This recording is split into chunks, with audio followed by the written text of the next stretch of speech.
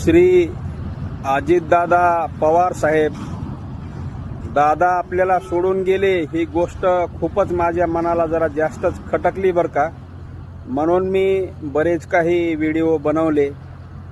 गोष्ट खूपच खटकली की विश्वासच बसत नाही की दादा आपल्याला खरंच सोडून गेलेत म्हणून. किती किती बडे बडे नेते, महाराष्ट्रातले दिग्गज नेते गेले बघा. विश्वासच होत नाही या गोष्टीवर. काहीच खरं नाही. माणसाच्या जिंदगीचा काही भरोसाच नाही. आता आहे तर थोड्या वेळानं नाही.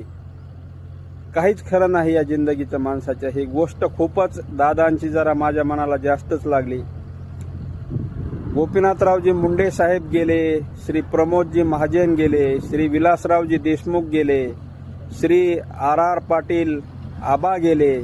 त्याच्यामुळं माणसानं आहे ना जिंदगी खूप डिप्रेशनमध्ये आणि टेन्शनमध्ये जगायला नाही पाहिजे. जरा एन्जॉय करून जिंदगी जगायला पाहिजे.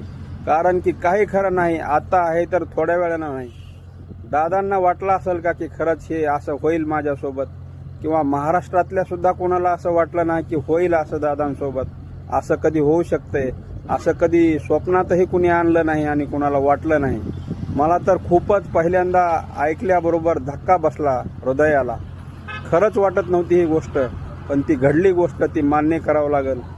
जे नियतीला मान्य आहे त्याला कुणी नाकारू शकत नाही किंवा धिक्कारू शकत नाही. अजितदादांना मनापासून भावपूर्ण श्रद्धांजली.